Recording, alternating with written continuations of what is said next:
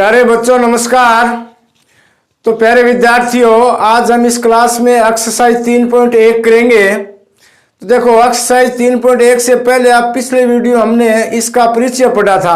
उसमें मैंने आपको बताया था उत्तल बहुभुज क्या होता है, अवतल बहुभुज क्या होता है, इसके बाद में जिस प्रकार से साधारण वक्र क्या होता है, बंद वक्र क्या होता है। तो उसी के ऊपर आधारित ये एक्सरसाइज 3.1 है। इसमें देखो, क्वेश्चन नंबर 1 दे रखा है आपके सामने। यहां पर कुछ आकृतियां दी गई है। अब ये अलग अलग टाइप की आकृतियां हैं। अब इसमें क्या है, पहला है साधारण वक्र, दूसरा है साधारण बंद वक्र, तीसरा है बहुभुज, चौथा है उत्तल बहुभुज और पांचवा है अवतल बहुभुज। यानी इन आकृतियों में से अपने को पहचान के लिखना भी कौन सा बहुभुज है, उसके बाद में कौन सा उत्तल बहुभुज आता है, कौन सा अवतल है, समझ में आ गया ना, कौन सा साधारण वक्र है, कौन सा बंद वक्र है। तो देखो अपन इसको किस प्रकार से पहचानेंगे। पहला है साधारण वक्र। तो इसके बारे में मैंने आपको बताया था, साधारण वक्र कौन सा होता है, जो वक्र स्वयं को कहीं पर नहीं काटता, उसको हम क्या बोलते हैं, साधारण वक्र। अब देखो, इसमें ये जो आकृति 1 है, ये कहीं पर भी आपस में नहीं काट रही है। इसी प्रकार आकृति 2 है, ये भी नहीं काट रही है। अब देखो, आकृति 3 है, ये गोलाकार है। अब एक आकृति के अंदर में एक आकृति और है, यानी दो आकृति आपस में एक दूसरे के अंदर है, इसका मतलब दोनों आपस में काट रही हैं। तो ये क्या है, बंद वो साधारण वक्र नहीं है। इसी प्रकार इसमें देखो, ये आकृतियां सब यहाँ पे इन बिंदुओं पे एक दूसरे को काट रहे हैं, इसका मतलब ये भी क्या है, वक्र नहीं है। अब ये आकृति नहीं काट रही है, ये भी नहीं काट रही है और ये भी नहीं काट रही है, ये आपस में क्या है, एक दूसरे को काट रही है। तो पहले का आंसर क्या देंगे, साधारण वक्र में कौन कौन सी हो गई, एक तो आकृति 1 हो गई, उसके बाद में आकृति 2 हो गई, उसके बाद में आकृति 3 नहीं है, 4 नहीं है, फिर कौन सी हो गई, आकृति 5 हो गई, 5 के बाद में आकृति 6 हो गई और 6 के बाद में आकृति 7 हो गई। अब ये आकृति कौन कौन सी है, किस में आती हैं, साधारण वक्र में 1 2 5 6 और 7। अब देखो, इसका दूसरा पार्ट है साधारण बंद वक्र। अब बंद वक्र क्या होता है, देखो इस प्रकार से, ये तो खुला है और ये चारों तरफ से बंद, यानी कहीं से भी खुला नहीं, उसको हम क्या बोलते हैं, साधारण बंद वक्र। अब देखो, जैसे ये पहला दूसरा, यानी जो पहले का आंसर था वही दूसरे का आ जाएगा। अब इसमें देखो, पहला है, दूसरा है, उसके बाद में पांचवा है, छठा है, सातवां है, ये सब आकृतियां क्या बंद है, कहीं से भी कोई आकृति खुली नहीं है। तो इसका आंसर भी यही आ जाएगा, पहला, उसके बाद में दूसरा, फिर पांचवा, फिर छठा और फिर सातवां। अब देखो तीसरा, बहुभुज। तो प्यारे बच्चों, बहुभुज के बारे में मैंने आपको अच्छे से समझाया था कि जो आकृति केवल और केवल रेखाखंडों से बनी हो, उसको हम क्या बोलते हैं, बहुभुज। अब देखो, इसमें ये जो आकृति 1 है, ये भी अलग अलग प्रकार के रेखाखंडों से बनी है। इसी प्रकार आकृति 2 है, ये भी इस प्रकार से, ये जैसे 4 आकृति, 4, इसमें 4 रेखाखंड हो गए। इसी प्रकार इसमें भी 1 2 3 4 5 रेखाखंड हो गए। यानी ये 2 आकृतियां ये केवल और केवल रेखाखंडों से बनी है। तो ऐसी आकृतियों को हम क्या बोलते हैं, बहुभुज बोलते हैं। तो इसका आंसर क्या आ जाएगा, 1 और 2। यानी बहुभुज प्रकार की आकृति कौन सी होगी, पहली और दूसरी। अब देखो, उसके बाद में इसका चौथा है उत्तल बहुभुज। उत्तल बहुभुज क्या होता है, भी ऐसा बहुभुज जिसके विकिरणों का कोई भी भाग बाहर में नहीं हो, यानी विकिरणों के भाग उस बहुभुज के अंदर में हो। जैसे मान लो ये आकृति दे दी आपके पास, इसका मैं नाम देता हूं ABC और D। अब इसके विकिरण आप इस प्रकार से करोगे, सम्मुख शीर्षों को मिलाने से जो रेखाखंड प्राप्त होता है, उसको हम क्या बोलते हैं, विकिरण। अब देखो, ये जो दोनों विकिरण, एक ही है और एक ही है, दोनों विकिरण इस बहुभुज के अंदर वाले भाग में स्थित है, यानी बाहर कोई भी भाग नहीं है, उसको हम क्या बोलते हैं, उत्तल बहुभुज। तो अब इसमें देखो, उत्तल बहुभुज में कौन सा है, ये एक तो कौन सा हो गया, 2 नंबर, कौन सा हो गया, 2 नंबर, और उसके बाद में कौन सा हो गया, 1 नंबर। यानी उत्तल बहुभुज में सिर्फ कौन सा आएगा, 2 नंबर आएगा। कौन सा आएगा, 2 नंबर। अब देखो, इसमें 1 नंबर नहीं आएगा, किस प्रकार से नहीं आएगा, जैसे ये बहुभुज है, इसका मैंने नाम दे दिया ABCD और E। यानी 5 भुजाओं वाला बहुभुज हो गया। अब इसके विकिरण आप किस प्रकार से मिलाओगे? अब जैसे देखो, इसको इस प्रकार से हम मिलाएंगे तो ये भाग है इस बहुभुज के बाहर स्थित हो गया। समझ में आ गया ना? इसका मतलब क्या है, ये उत्तल बहुभुज नहीं है। अब देखो, कोई भी आकृति ले लो, इसमें सिर्फ ये एक ही आकृति है। अब इसके अपन विकिरण को इस प्रकार से मिलाएंगे, जैसे इसका नाम देता हूं मैं ए, बी, सी और डी। तो ये विकिरण हो गए, एक तो ए और सी, इसी प्रकार एक हो गया ये बी और डी। अब ये जो दोनों विकिरण इस बहुभुज के अंदर स्थित है, तो इस प्रकार के बहुभुज को हम क्या बोलते हैं? उत्तल बहुभुज। तो इसका आंसर क्या हो जाएगा? आकृति नंबर 2। अब देखो, उसके बाद में क्या है? अवतल बहुभुज।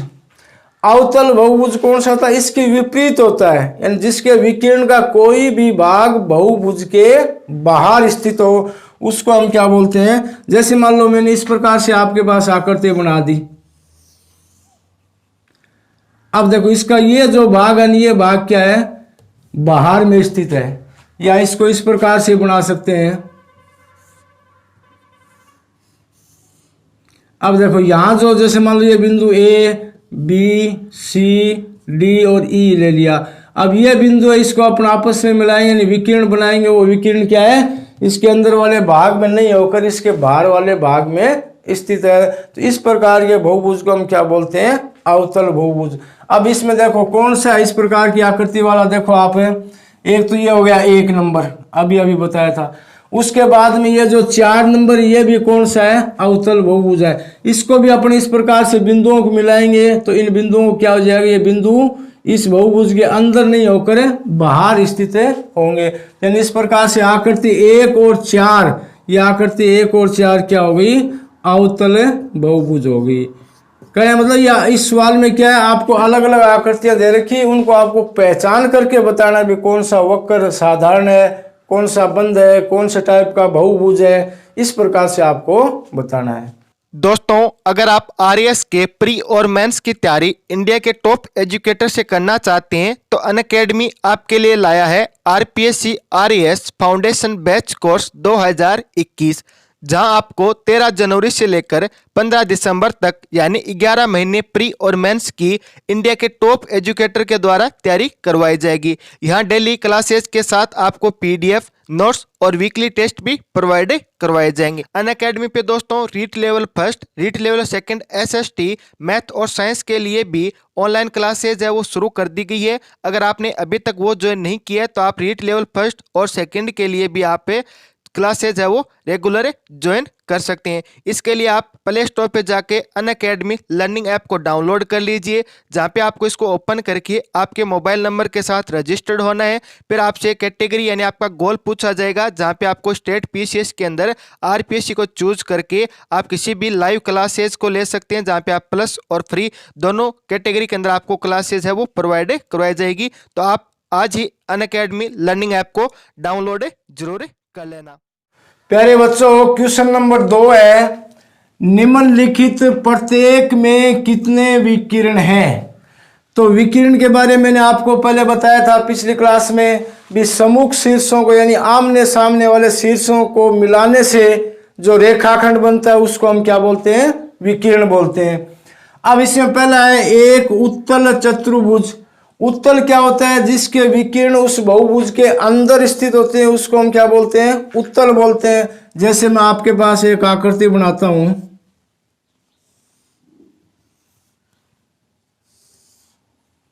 ये आकृति होगी। अब यह चतुर्भुज है क्योंकि इसमें 4 भुजाएं हैं। मैं इसका नाम दे देता हूं ए, बी, सी और डी। तो देखो, इस आकृति का हम विकिरण किस प्रकार से प्राप्त करेंगे? सम्मुख शीर्षों को यानी आमने सामने के शीर्षों को। जैसे ये ए और सी को मिला दिया, इसी प्रकार बी और डी को मिला दिया, तो एक विकिरण ये प्राप्त हो गया और एक विकिरण ये प्राप्त हो गया। यानी विकिरणों की संख्या कितनी हो गई? 2। अब देखो, ये तो सिंपल आकृति यानी 4 भुजाओं वाली आकृति है। इसके बाद में अगर आपके पास 5 भुजाओं वाली हो या 6 भुजाओं वाली हो, उसके विकिरण आप किस प्रकार से ज्ञात करोगे? जैसे 5 भुजा की आकृति में ले लेता हूं एक बार, 1, 2, 3, 4 और 5। इसका मैंने नाम दे दिया ए बी सी डी और ई। अब देखो ये ए और बी यानी ये लगातार है ना, इसको हम बोलते हैं आसन शीर्ष। क्या बोलते हैं? आसन शीर्ष। लगातार बिंदुओं में से आगे वाला बिंदु छोड़ दो, जैसे अपने ए से चलेंगे इसको छोड़ दिया, सी को मिला दिया। इसी प्रकार बी से चलेंगे, सी को छोड़ दिया, डी को मिला दिया। इसी प्रकार सी से चलेंगे, फिर डी को छोड़ दिया, ई को मिला दिया। इसी प्रकार डी से चलेंगे, ई को छोड़ दिया, ए को मिला दिया। इस प्रकार से ये विकिरण प्राप्त होते हैं, अपने को प्राप्त होते हैं ना। अब इससे अगर ज्यादा बड़ी आकृति हो, जैसे 7 भुजा वाली हो, 8 भुजा वाली या 10 भुजा वाली हो, तो उसके विकिरण आप किस प्रकार से निकालोगे? तो उसके लिए एक फॉर्मूला है। जैसे दूसरा क्या है, एक समषटभुज। षटभुज का मतलब जिसमें 6 भुजाएं होती हैं, तो उसका विकिरण आप किस प्रकार से निर्धारित करोगे? उसके लिए एक फॉर्मूला है n गुणा n-3 बट्टा में 2। आप इस फॉर्मूले से करोगे, इस प्रकार से आकृति बनाई करोगे, तो उसमें आपको गलत होगा, सवाल आपसे सही नहीं हो पाएगा। तो इसलिए आप क्या करोगे, कोई भी विकिरण निकालना हो उसके लिए फॉर्मूला है n गुणा n-3 बटा 2। अब देखो यहाँ n का मतलब क्या था, उस बहुभुज में कितनी भुजाएं हैं। अब ये जैसे ये समषटभुज है, इसका मतलब इसमें 6 भुजाएं। कितनी भुजाएं होती हैं? 6। तो n का मान अपन क्या रखेंगे? 6 गुणा n का मान 6 माइनस 3 बट्टा में क्या हो गया? 2। अब देखो 6 गुणा 6 में से 3 घटाए कितने बचे? 3 बट्टा 2। 6 3 कितने हो गए? 18। 18 बट्टे 2 मान कितना हो गया? 9। यानी एक समषटभुज में कितने विकिरण होंगे? 9। अब जैसे मान लो इसकी जगह मैं ये आपको एक एग्जाम्पल और देता हूं। जैसे इस पे दिया था भी एक पंचभुज दे दिया आपके पास। पंचभुज कौन सा होता है? जिसमें 5 भुजाएं होती हैं। तो उसके लिए ये फॉर्मूला लगाएंगे अपने n गुणा n-3 बट्टा में 2। अब अपने पास n का मान कितना है? 5 है, यानी भुजाओं की संख्या आपके पास कितनी है? 5। तो n की जगह अपन क्या रखेंगे? 5 गुणा फिर 5 माइनस 3 बट्टा में 2। अब देखो 5 गुणा 5 माइनस 3, 5 में से 3 घटाए कितने बचे? 2। 2 से 2 कट जाएंगे, सिर्फ कितना आएगा? 5। यानी एक जो पंचभुज होता है उसमें विकिरणों की संख्या कितनी होगी? 5 होगी। एक समषटभुज होता है उसमें विकिरणों की संख्या कितनी होगी? 9 होगी। अब देखो यह चतुर्भुज है, इसमें विकिरण अपने पास कितने आए थे? 2 आए थे। ये तो चलो एकदम नॉर्मल आकृति, इसको अपना आमने सामने सिर से मिला के पता कर लेंगे, भी 2 ही आएंगे। अगर आपको फिर भी इस प्रकार से नहीं करना आता है तो ये फॉर्मूला इसी में लगा देंगे अपने n गुणा n-3 बट्टा में 2। अब देखो अब के बार n का मान कितना है? 4। कि इस आकृति में भुजा कितनी है? 4 है। गुणा 4 माइनस 3 बटा 2।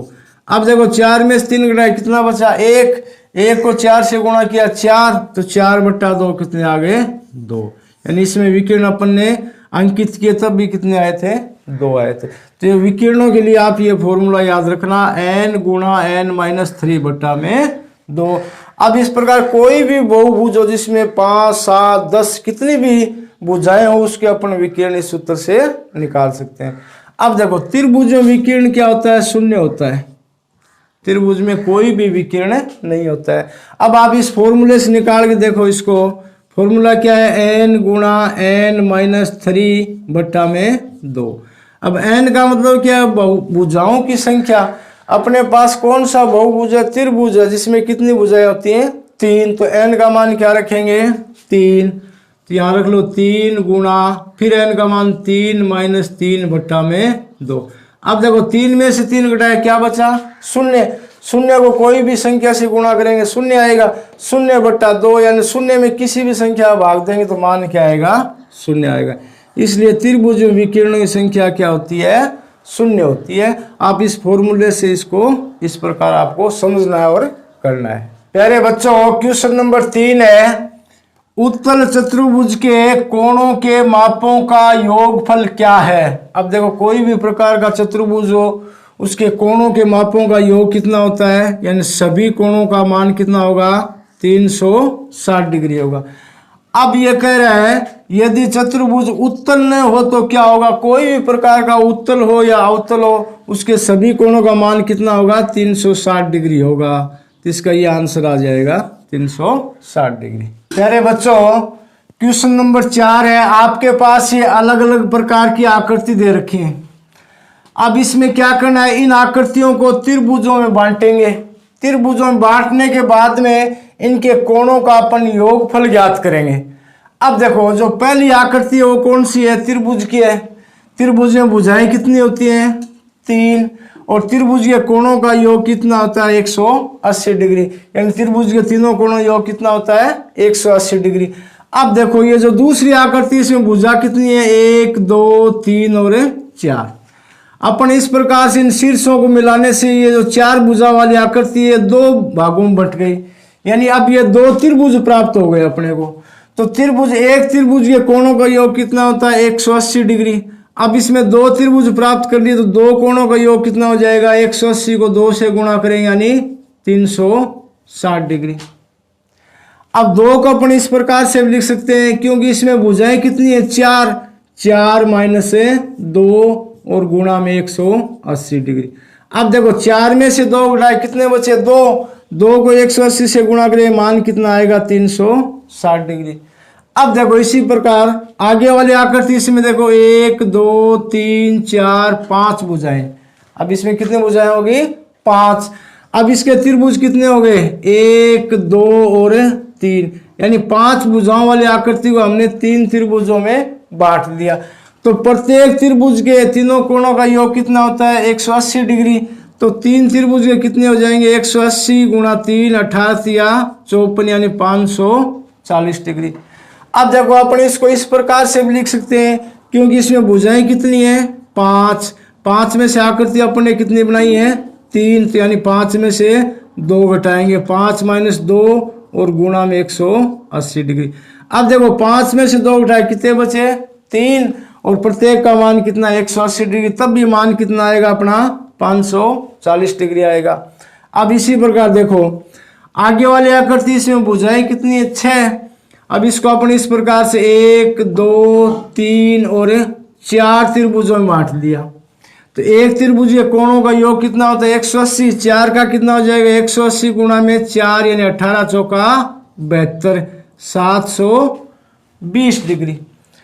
अब अपन इसको इस प्रकार से लिख सकते हैं कि भुजा अपने पास कितनी है, 6। 6 में से 2 घटाएंगे तो भी कितना बचेगा, 4 गुणा में 180 डिग्री।